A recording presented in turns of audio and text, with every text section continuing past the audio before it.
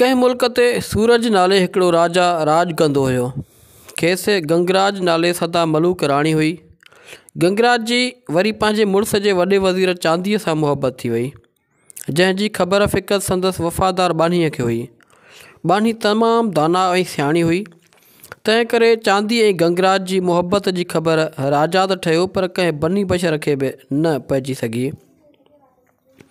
राजा जी मौजूदगीअ में चांदी ऐं गंगराज जी मुलाक़ात थी न थी सघी, तंहिं करे ॿई ॼणा मुलाक़ात लाइ वझ पिया ॻोल्हींदा हुआ।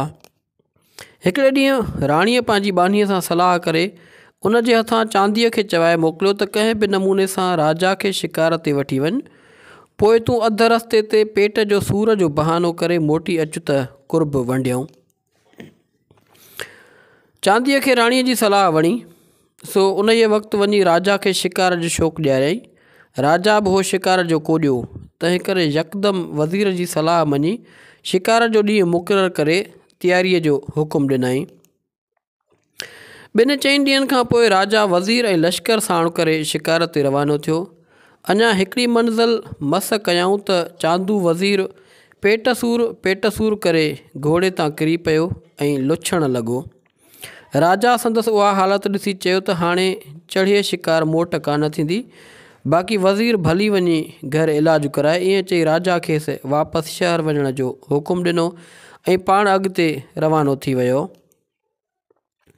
वज़ीर त उहे बासूं पे बासियूं, सो कूड़ मां कंझंदो करकंदो शहर ॾांहुं मोटियो ऐं अची महलात में ठका कयईं। बानी अॻु में ई संदसि वाट पई निहारे, तंहिं खेसि माण्हुनि खां लिकाए चोर दरवाज़े मां वठी अची राणीअ सां मिलायो। राणी ऐं चांदू हिक ॿिए मां मिली ॾाढा ख़ुशि थिया ऐं गॾिजी हिंदोरे में लुॾण ऐं प्यार वंडण लॻा। तां जो मथां राति अची पयनि। होॾां राजा जॾहिं शिकार तां थकिजी शाम जो तंबूअ में वापसि आयो, तॾहिं वज़ीर खां सवाइ ॾाढो मूंझो थियो। अमीरनि खे सॾाए चयईं त अॼु त पंहिंजी बादशाहीअ में आहियूं, पर जेकॾहिं कंहिं ॿी बादशाहीअ में हली निकिरूं ऐं वज़ीर गॾु न हूंदो त माण्हू खिलंदा ऐं चवंदा त राजा जो वज़ीर ई कोन्हे। तंहिं करे मुंहिंजी मर्ज़ी आहे त हींअर ई मोटी शहर ॾांहुं हलूं।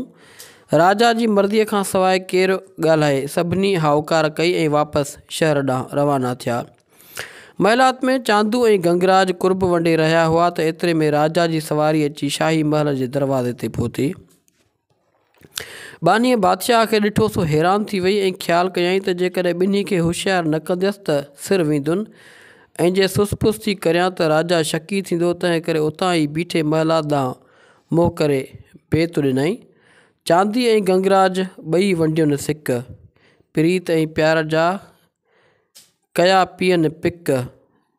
चांदा हाणे लिक न त सूरज अथई दर साम्हूं। बानीअ जो बेत ॿुधी राणी ऐं चांदू सम्झी विया त राजा अची वियो। ॿिन्ही खे अची सिर सां लॻी तड़ तकड़ में गंगराज छा कयो जो चांदीअ खे पलंग ते विछायल हंध में वेढ़े खणी हिकिड़ी कुंड में रखियो ऐं पाण ठही ठुकी वेही रही। राजा बानीअ जो उहो बेत ॿुधो सो अचरज में पइजी वियो त हीअ बानी चए छा थी। खेसि शक जाॻियो त शायदि चांदू मूं खां गुसाए गंगराज सां अची कुर्ब वंडण लॻो आहे, सो बानीअ खे सॼे खांसि बेत जो मतिलबु पुछियईं। बानीअ चयो त राजा काल्ह राति शहर जे ॿाहिरि वारे तलाउ ते पूॼा करणु वई हुयसि।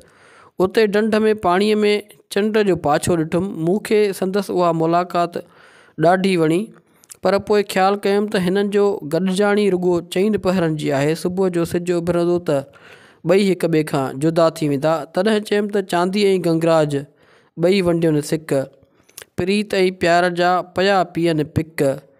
चांदा हाणे लिक न त सूरज अथई दर साम्हूं।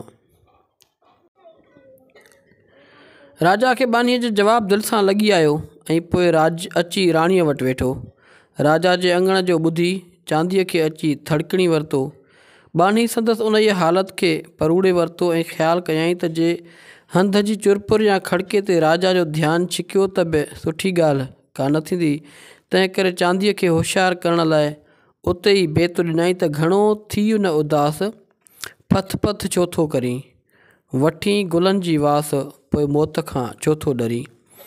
बानीअ जो बेत ॿुधी वज़ीर त ॾकणु छॾियो, पर राजा जो शक पको थींदो वियो त खूह जे तरे में कुझु मिड़ई आहे। होॾां होॾां ॾिठईं पर कुझु बि ॾिसण में न आयुसि। चांदी वज़ीर जी माउ खे जॾहिं उहा ख़बर पई त चांदू राजा जी महिलात में आहे ऐं राजा बि शिकार तां मोटी आयो आहे, तंहिंखे अची डपु वरायो त अॼु संदसि पुट जो ख़ैरु कोन्हे। तंहिं करे ख़बरचार वठण लाइ राजा जी महिलात खे चौधारी चकर हणणु लॻी।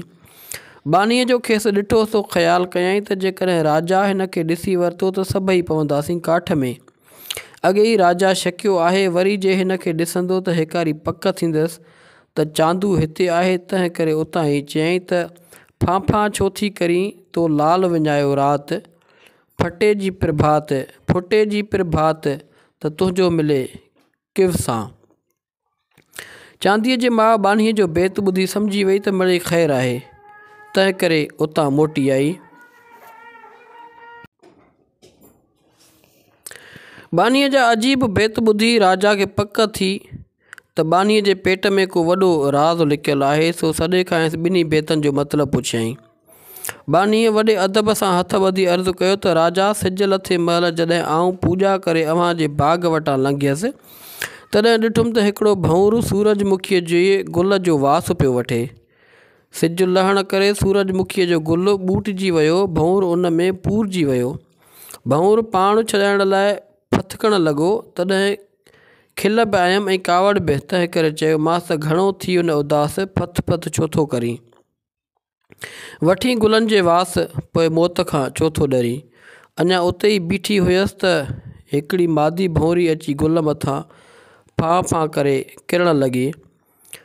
सम्झुमि त भंवर जी माउ आहे, तंहिं करे चयोमांसि त फां फां करी छो थी, तो लाल विञायो राति, फुटे जी प्रभात तो तुंहिंजो कोसा मिले।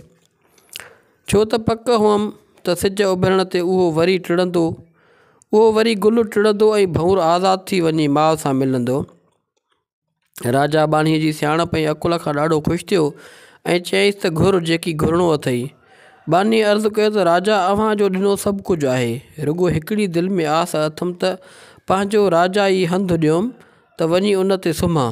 राजा चयो त बसि, ॻाल्हि बि एतिरी, खणी वञ। बानी दुआऊं कंदी उहो हंधु जंहिंमें चांदू वेढ़ियल हो खणी पंहिंजे घर अची उन मां वज़ीर खे कढियो। वज़ीर जान